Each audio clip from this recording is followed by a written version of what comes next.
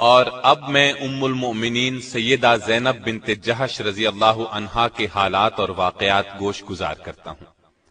آپ کا نام برہ تھا، والد کا نام جحش اور والدہ کا نام امیمہ تھا، جو عبد المطلب کی صاحبزادی تھی۔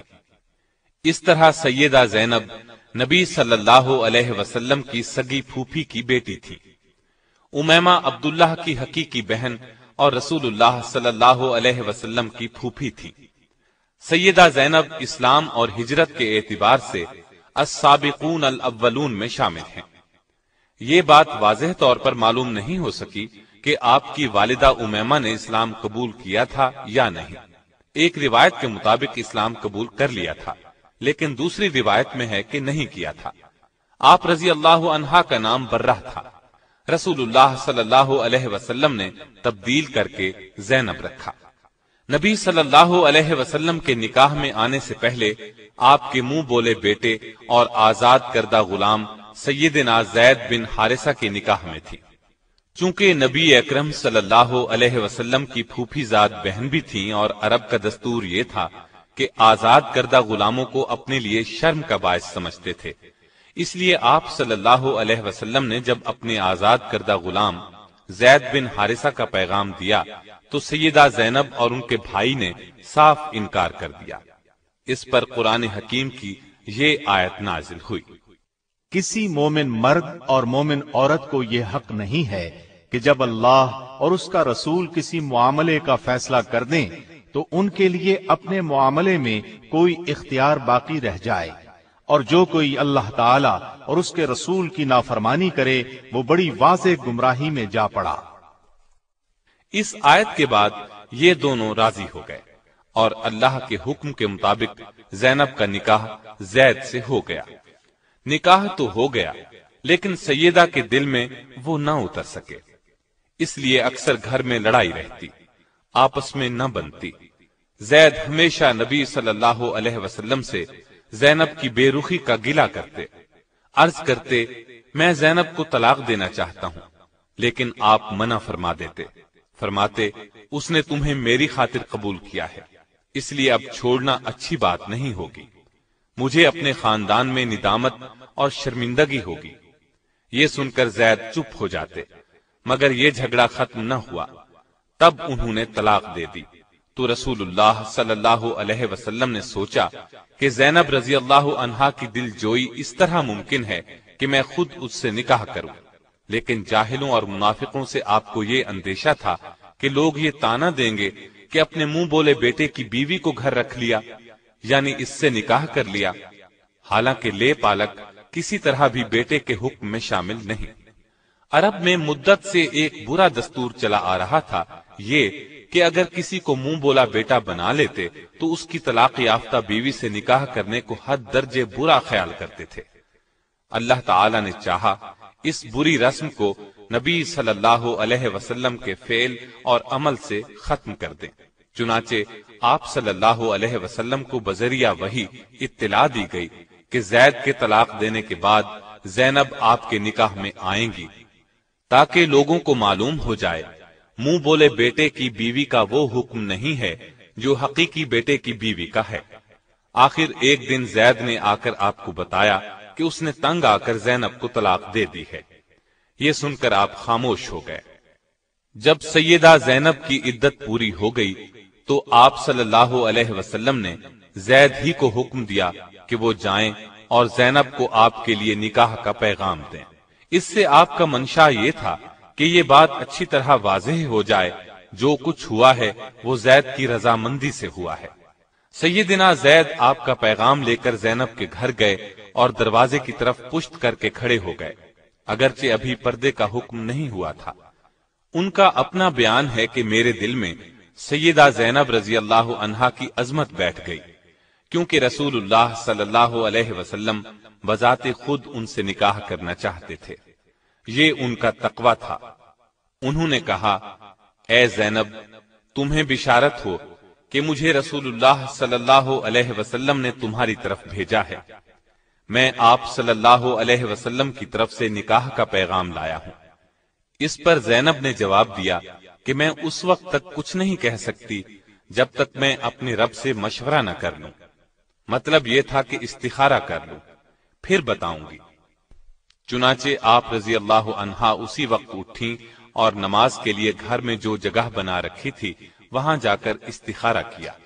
ادھر اللہ تعالی نے وحی نازل فرمائی کہ ہم نے آپ کا نکاح آسمان پر کر دیا ہے۔ آپ صلی اللہ علیہ وسلم کے ذریعے یہ اطلاع سیدہ زینب رضی اللہ عنہا کو دی گئی۔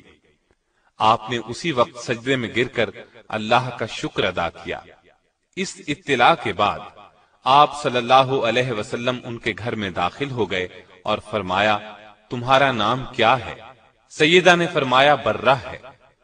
آپ نے برہ کی بجائے زینب نام تجویز فرمایا۔ اس نکاح کا ہونا تھا کہ منافقین باتیں بنانے لگے، وہ تو ایسے موقعوں کی تاڑ میں رہتے تھے۔ چنانچہ کہنے لگے، پیغمبر ایک طرف تو کہتے ہیں کہ بیٹوں کی بیویوں سے نکاح حرام ہے، اور دوسری طرف خود اپنے بیٹے کی عورت سے نکاح کر لیا۔ حق تعالی شانہ نے ان بد باطنوں کے رد میں آیت خاتم النبیین نازل فرمائی۔ محمد صلی اللہ علیہ وسلم تمہارے مردوں میں سے کسی کے باپ نہیں ہیں، لیکن وہ اللہ کے رسول اور خاتم النبیین ہیں، اور اللہ تعالی ہر چیز کا خوب علم رکھنے والا ہے۔ اللہ تعالی کی طرف سے اس وضاحت کے بعد ان منافقوں کے منہ بند ہو گئے۔ سیدہ رضی اللہ عنہا کا نکاح مدینے میں 3 ہجری میں ہوا۔ ایک روایت 4 ہجری کی بھی ہے، بعض حضرات نے 5 ہجری بھی لکھا ہے۔ نبی صلی اللہ علیہ وسلم نے نکاح کے بعد ولیمے کا بھی اہتمام کیا۔ چنانچہ سیدنا انس رضی اللہ عنہ فرماتے ہیں، رسول اللہ صلی اللہ علیہ وسلم نے کسی بیوی کے ولیمے میں اس قدر اہتمام سے کام نہیں لیا جتنا سیدہ زینب کے ولیمے میں فرمایا۔ ایک بکری ذبح فرمائی، لوگوں کو دعوت ولیمہ دی، انہیں پیٹ بھر کر گوشت اور روٹی کھلائی۔ لوگ کھا کر چلے گئے، لیکن کچھ بیٹھے باتوں میں لگے رہے۔ آپ صلی اللہ علیہ وسلم نے زبان سے تو انہیں کچھ نہ فرمایا، لیکن وہاں سے اٹھ کھڑے ہوئے تاکہ وہ سمجھ جائیں، اور سیدہ عائشہ رضی اللہ عنہا کے حجرے میں تشریف لے گئے۔ انہوں نے آپ صلی اللہ علیہ وسلم کو مبارکباد دی، پھر تمام ازواج مطہرات کے حجروں میں تشریف لے گئے، سب کو سلام کیا، سب نے آپ کو مبارک دی۔ بالآخر وہ لوگ بھی اٹھ کر چلے گئے۔ ان کے اس قدر تاخیر سے جانے پر آیت حجاب نازل ہوئی۔ اس آیت کے نزول کے بعد آپ صلی اللہ علیہ وسلم نے دروازے پر پردہ لٹکا دیا اور لوگوں کو گھر کے اندر جانے کی ممانعت ہو گئی۔ سیدہ کے نکاح کی چند خصوصیات بھی سن لیں۔ جاہلیت کی یہ رسم کہ متبنہ حقیقی بیٹے کا حکم رکھتا ہے مٹ گئی۔ اسلامی مساوات کا شاندار اظہار ہوا۔ آزاد کردہ غلام اور آقا کا فرق ختم ہو گیا۔ اس نکاح میں پردے کا حکم نازل ہوا۔ نکاح کے لیے وحی آئی۔ یہ نکاح آسمانوں پر ہوا۔ سورہ احزاب کی آیت 37 سیدہ زینب رضی اللہ عنہا کے بارے میں نازل ہوئی۔ اس بنا پر سیدہ زینب دوسری بیویوں پر فخر کیا کرتی تھی کہ تمہارے نکاح تو تمہارے گھر والوں نے زمین پر کیے، جبکہ میرا نکاح میرے رب نے 7 آسمانوں سے اوپر کیا۔ صدیقہ کائنات سیدہ عائشہ صدیقہ رضی اللہ عنہا خود فرماتی ہیں کہ میں نے ان سے زیادہ کسی عورت کو دیندار اور اللہ سے ڈرنے والا اور سچ بولنے والا نہیں پایا۔ ان سے زیادہ صلہ رحمی کرنے والا اور صدقہ خیرات کرنے والا کسی کو نہیں پایا۔ وہ محنت کر کے صدقہ کرتی تھی تاکہ اللہ کا قرب حاصل ہو۔ آپ صلی اللہ علیہ وسلم بھی سیدہ زینب کی بہت خاطرداری فرماتے، ان کی صفات کا لحاظ فرماتے۔ ایک روز آپ صلی اللہ علیہ وسلم نے ارشاد فرمایا تھا کہ تم میں سے سب سے جلد مجھ سے وہ ملے گا جس کا ہاتھ تم میں سے سب سے لمبا ہوگا۔ آپ کا اشارہ سخاوت کی طرف تھا، لیکن ازواج مطہرات نے اس کے ظاہری معنی مراد لیے اور اپنے بازوؤں کو ناپنا شروع کر دیا۔ لیکن جب سب سے پہلے سیدہ زینب کا انتقال ہوا، تب نبی صلی اللہ علیہ وسلم کے الفاظ کا مطلب ان کی سمجھ میں آیا، کیونکہ وہ اپنے ہاتھ سے کما کر خیرات کیا کرتی تھی۔ اپنا کفن بھی زندگی ہی میں تیار کر لیا تھا۔ آپ رضی اللہ عنہا کا انتقال 20 ہجری میں ہوا۔ اس وقت آپ رضی اللہ عنہا کی عمر 53 سال تھی۔ یہ سیدنا عمر فاروق رضی اللہ عنہ کی خلافت کا زمانہ تھا، اس لیے سیدنا عمر رضی اللہ عنہ نے نماز جنازہ پڑھائی۔ جنازے کے بعد ازواج مطہرات سے دریافت کیا کہ ان کی قبر میں تدفین کے لیے کون داخل ہوگا؟ انہوں نے جواب دیا، وہ لوگ جو زندگی میں ان کے پاس آتے تھے وہی قبر میں اتارے۔ چنانچہ سیدنا اسامہ بن زید، سیدنا محمد بن عبداللہ بن جہش اور عبداللہ بن ابی احمد بن جہش اور محمد بن طلحہ نے انہیں قبر میں اتارا۔ آپ رضی اللہ عنہا کو جنت البقیع میں دفن کیا گیا۔ نبی صلی اللہ علیہ وسلم کے ساتھ نکاح کے وقت ان کی عمر 35 سال تھی۔ 37 سال کی روایات بھی ملتی ہیں۔ آپ کے انتقال پر سیدہ عائشہ نے فرمایا، افسوس، آج ایسی عورت گزر گئی جو پسندیدہ اوصاف والی، عبادت گزار اور یتیموں اور بیواؤں کا سہارا تھی۔ انتقال کے بعد آپ نے ایک مکان یادگار چھوڑا۔ آپ کے اس مکان کو خلیفہ ولید بن عبد الملک نے اپنے زمانہ حکومت میں 50,000 درہم میں خرید کر مسجد نبوی میں داخل کیا۔ آپ رضی اللہ عنہا نے بہت کم احادیث روایت کی، صرف 11 احادیث کتب میں ملتی ہیں۔ آپ میں تقوی غضب کا تھا، عبادت کا خاص شوق تھا۔ عبادت نہایت خشوع اور خضوع سے کرتی تھی، کثرت سے روزے رکھتی تھی، اپنے ہاتھ سے کماتی تھی اور جو کماتی تھی سب مساکین پر صدقہ کر دیتی تھی۔